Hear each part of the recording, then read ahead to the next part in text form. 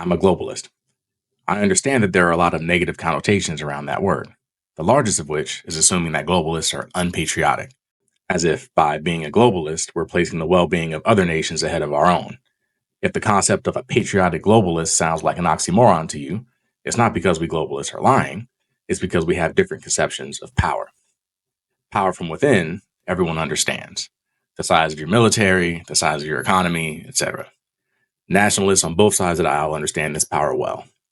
But there is another type of power that globalists understand: power from without.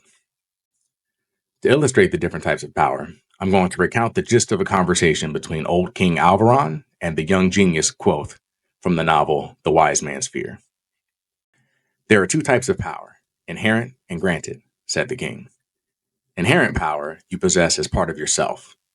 Granted power is lent or given by other people. Quoth nodded. Inherent power is an obvious thing: strength of body, strength of mind, strength of personality. All these things lie within a person. They define us. They determine our limits. Not entirely, Your Grace, said Quoth. A man can always improve himself. They limit us, said the king firmly. A man with one hand will never wrestle. A man with one leg will never run as quickly as a man with two. A skilled warrior with only one hand might be more deadly than a common warrior with two, Your Grace, despite his deficiency.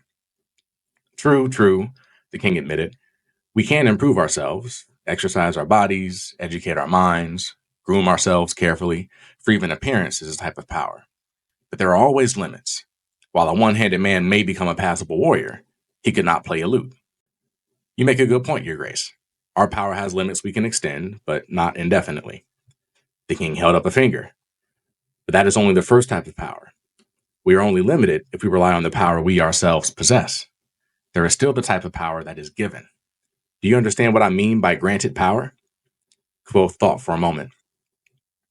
Taxes? The king said, surprised. That's a rather good example, actually. Have you put much thought into this sort of thing before? A bit, Quoth admitted, but never in these terms. Which do you think is the greater type of power? Asked the king. The inherent, Your Grace. Interesting. Why do you say that? Because a power you possess yourself cannot be taken away, Your Grace. Ah, the king raised a finger to caution the young genius. But we've already agreed that type of power is severely limited. Granted power has no limits. No limits, Your Grace? Very few limits, then, the king conceded. By his face, the king could tell that Quoth wasn't convinced. Let's say I have an enemy, young and strong. Let's say he has stole something of mine, some money. Are you with me?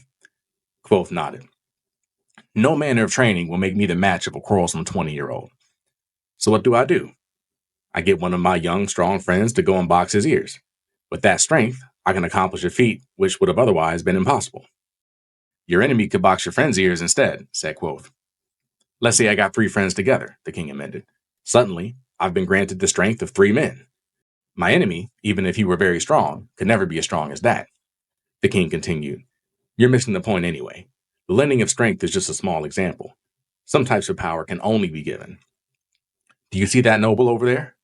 If you asked him about his title, he would say he possesses it. He would claim it as part of him as much as his own blood. A part of his blood, in fact. Almost any noble would say the same thing.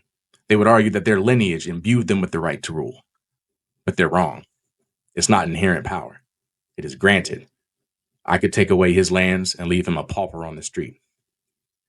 King Alvaron beckoned the young genius closer. Here is a great secret. Even my title, my riches, my control over the people in the land. It is only granted power. It belongs to me no more than does the strength of your arm. But I know the difference, and that is why I am always in control. Their conversation was interrupted by someone in the garden who complimented the king on the quality of the flowers. You notice how he complimented me on the flowers? Said the king. I've never touched gardening equipment in my life. Do you still think inherent power is the better of the two? You make a compelling point, Your Grace. However, you're a hard one to convince, the king interrupted. One last example, then. Can we agree that I will never be able to give birth to a child? I think that's safe to say, Your Grace. Yet if a woman grants me the right to wed her, I can give birth to a son. Through granted power, a man can make himself as fast as a horse, as strong as an ox. Can inherent power do this for you? Quoth couldn't argue that. I bow to your argument, your grace. I bow to your wisdom in accepting it, the king chuckled. Great book by Patrick Rothfuss, The Wise Man's Fear. The first book in the series is The Name of the Wind, also an excellent book. The President of the United States is the commander-in-chief of our armed forces. He is also the leader of the free world. The former is the inherent power of the United States military. The latter is the power granted to us from the free world. Globalists believe that the leader of the free world is far more powerful than the commander-in-chief.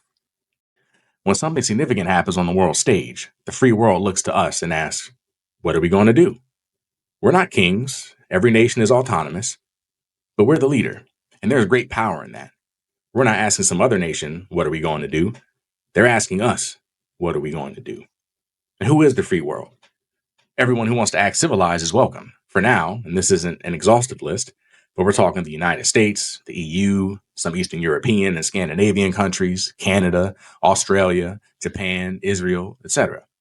If we move as a unit, we have not just the weight of the United States military and economy to throw around, but we have the weights of the militaries and economies of all those countries behind us. Who on earth can stand against that power? It's simple. Nobody. If we stick together, no one can touch us. The problem with the America First movement is that it destroys tons of granted power in exchange for just a little inherent power. For instance, we can bicker with EU nations, asking them to invest more into NATO. We might get an extra % of GDP out of them. But if we start so much conflict that they or we end up leaving NATO, that bickering over 2% of GDP causes us to lose all of NATO behind us. So by saving 2%, we celebrate America first, ignoring the 98% of granted power we just lost because they're not with us anymore. Maintaining our alliances does come with the cost, but it's not philanthropy. We pay it to remain the leader of the free world. The CEO pays you, not vice versa. But who is the boss? As leader of the free world, no one can stand against us. As the United States alone, we're much more vulnerable than you think. Finally, I'd like to note that it's clear our enemies understand granted power. Russia attempted to take over Ukraine because gaining an extra country worth of economy, military, and strategic positioning is a great move for Russia, if we let them get away with it. And with Trump, we are.